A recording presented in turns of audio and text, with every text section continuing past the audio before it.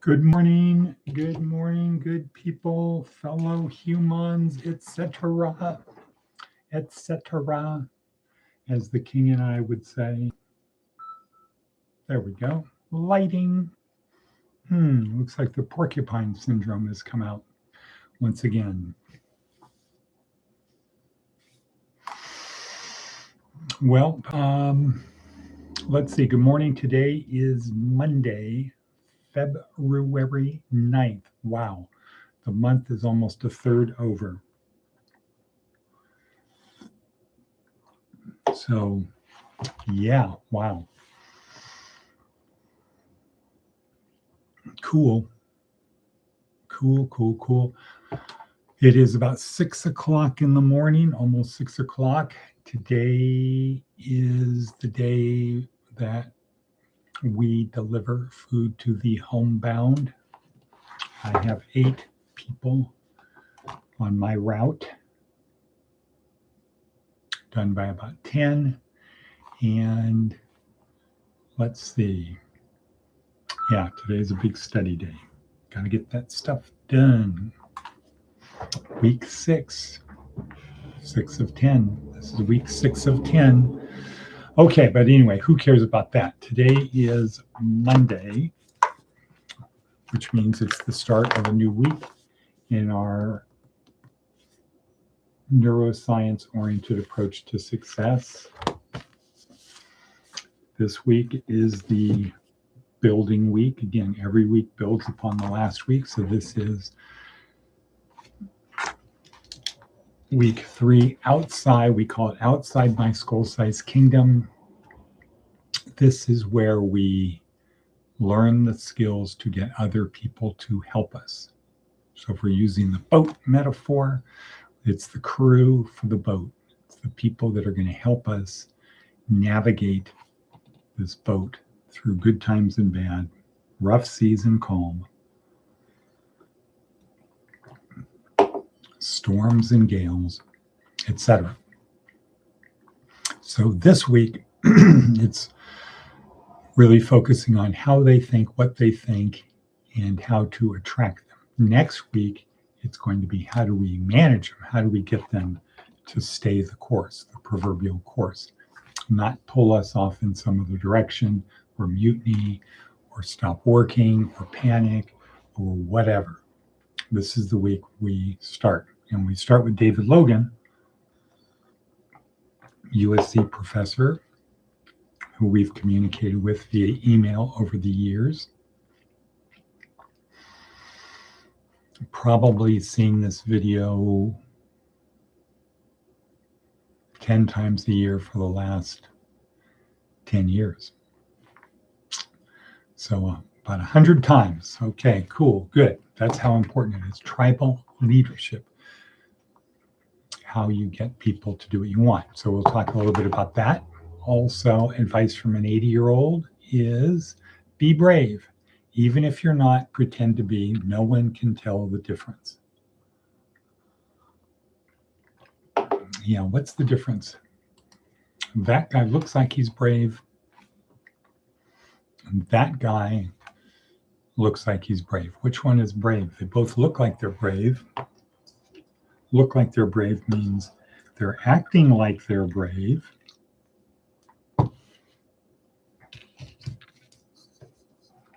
And if they're acting like they're brave, does that mean they are brave? Okay. Advice from an 80-year-old. Be brave, or at least act like you are. Let's see what does Seth Godin have to say today. Process thinking. Process thinking. Sure, you made it work this time, but will it work next time? Can you teach the method to someone else? Do you have a protocol for what to do when it doesn't work? How can someone else contribute to your process to make it better?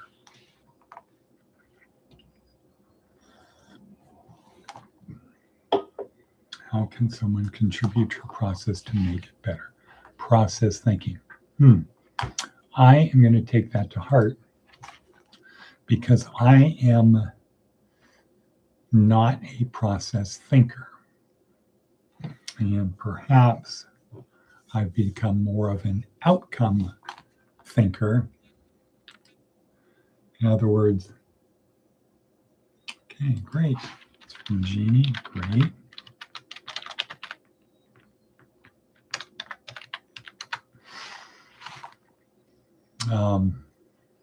Outcome orientation. We're here, we want to get there. How do we get from here to there? I don't think of it as a process, but I think I should.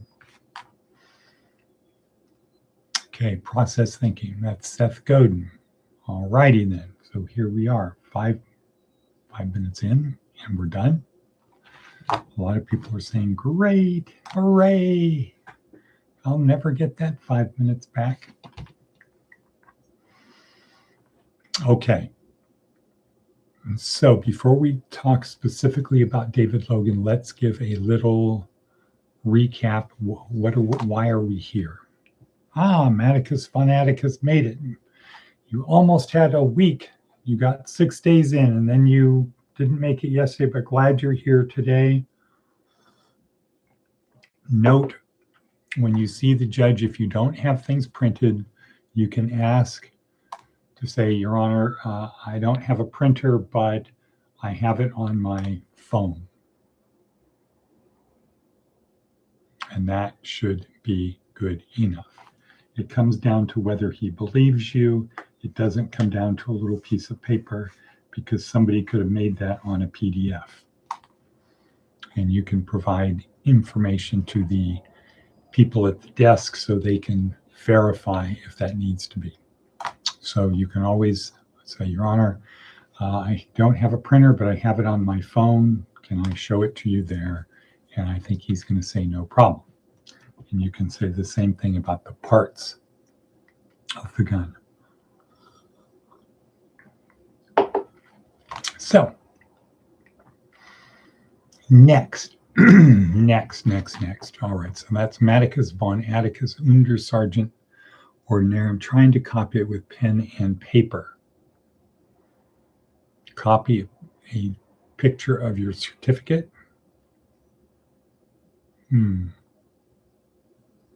Well, I think you can have a discussion with them about getting your parts back, have a discussion, tell him the case law, and ask him what he suggests you do.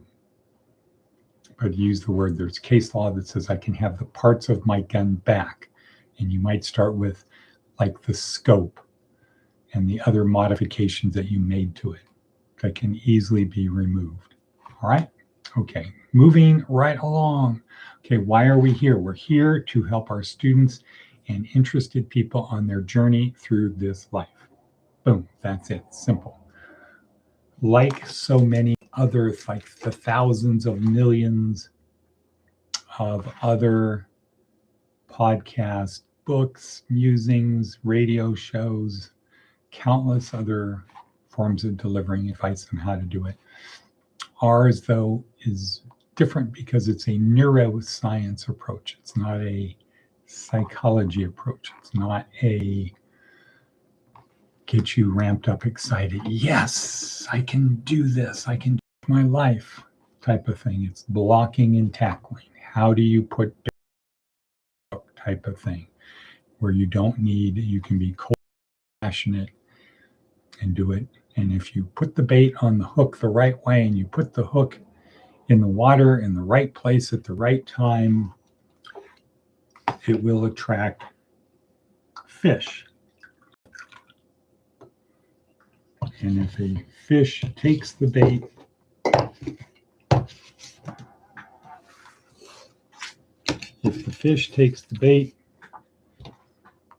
then, and you know the proper technique to, what do they call it? Not sink though, but get the hook properly in, well attached, then you can remove the fish from the water and into a net or whatever and go from there. That's what you can do.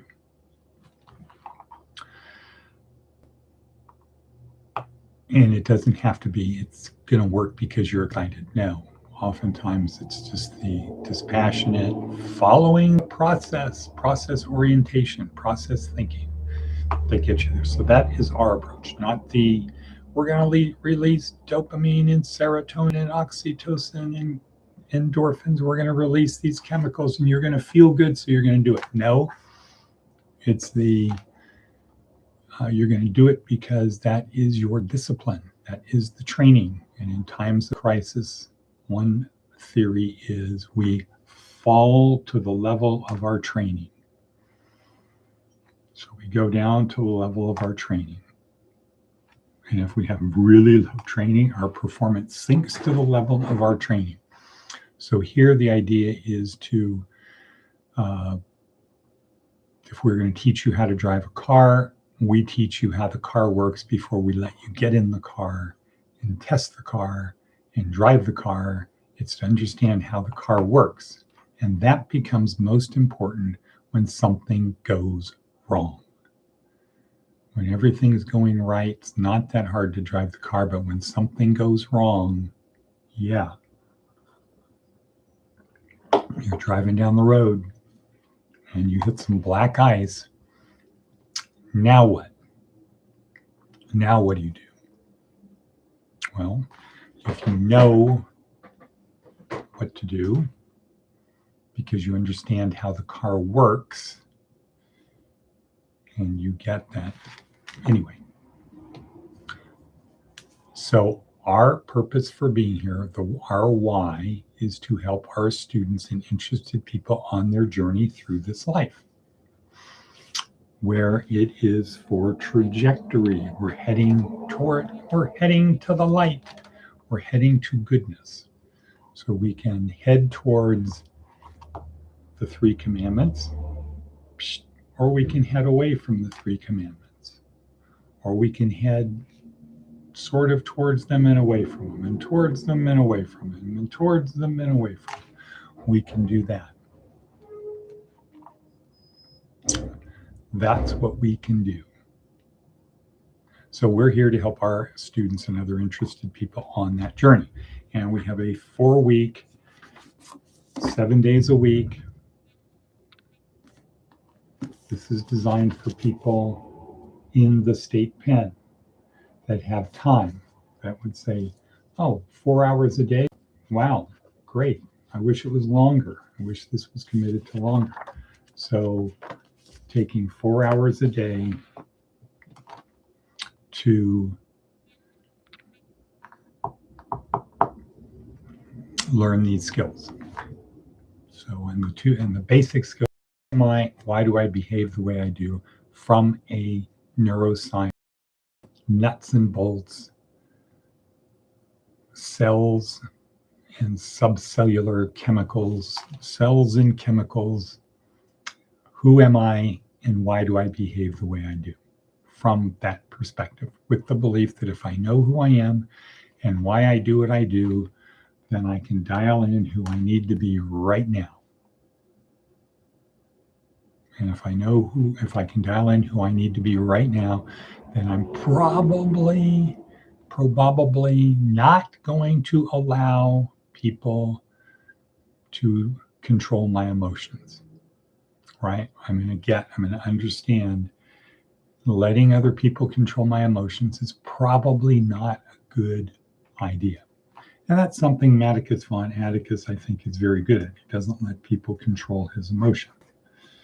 That could be one of the benefits of being slightly autistic, is you don't let other people control, or at least Atticus von Atticus doesn't. So Untersergeant Ordinaire, who is a self-appointed field marshal and Grand Admiral of the Seas of Pahrump. But that's a different story. So let's talk about today. Let's talk about this week. Week 3 is outside my skull-sized kingdom. Last week was inside my skull-sized kingdom. And it's my skull-sized kingdom because I perceive that the world revolves around me. Everything happens to me. Anything that happens in my life happens to me, through me, because of me, etc. I am the center of my world. It is my skull-sized kingdom. It's my kingdom. Unfortunately, it's only the size of my skull. Unless or until I can get other people to do what I want, then I have power over other people. Maybe I provide a service to them, whatever. So last week we learned inside my skull-sized kingdom how neurons, neurotransmitters, reticular activating system, how they work, and how we can use them to help us navigate through this world, through this life. Now today we start with, but I can't really be successful if I don't get other people to do what I want. I can have part of the equation, meaning and purpose. In other words, act such that everything I do matters. And purpose is service to others. So I can do stuff that matters to help other people. But if I don't have money, it's pretty much limited to what I will be experiencing in about 3.5 hours, which is a bunch of good-hearted people volunteering, getting up early in the morning, going out in the cold and packing boxes for people like me to drive and deliver to other people who can't get food. But their impact is not really the people who are packing the boxes. Their impact is not a lot. And if they weren't there, the box packing would continue. Somebody else would do it. So it is meaning and purpose. It matters to fill the boxes, and it is service to other people, but they don't have a lot of money behind it. Now, when you get a bunch of people who are willing to do that, and somebody who's smart like Darlene, and they can then go to somebody like 3 Square or people who have food and say, look, if you give me food, your leftover food, your extra food, your whatever food, if you give that to me, I have this network of people, this group of people who can do these things and get it to the people who need it, who can't go to the stores. And people will say, sure, we'll do that. And so that's an example now of money times meaning and purpose. So there's a lot more behind it because there's a facility and it costs money to have lights and utilities and space and containers and racks and shelves and all of forklifts and all kinds of stuff like that normal people can't do out of their garage. You don't have a facility that 50 people can be working, packing 200 boxes or whatever the number is, could be more than 200, packing all these boxes to get to people who need food. Okay, so that's this week. David Logan, USC professor, says, okay, you want to get people to help you, you want to get people to help you on your journey? Great. Join a tribe, nudge it forward. Get around people who are like you, because to get people to do what you want, they have to see the world. They should see the world the way you see it. That's called bonding. Bonding. Bond with other people. That's they see the world for our purposes. They see the world the way you see it. And the better you're bonded, the more closely you see the world. And then it's hard to pull that apart if you're really bonded. So you need to bond with people. Well, how do you find people to bond with? Well, you join an association, a group, a tribe of people who have the same values that you have.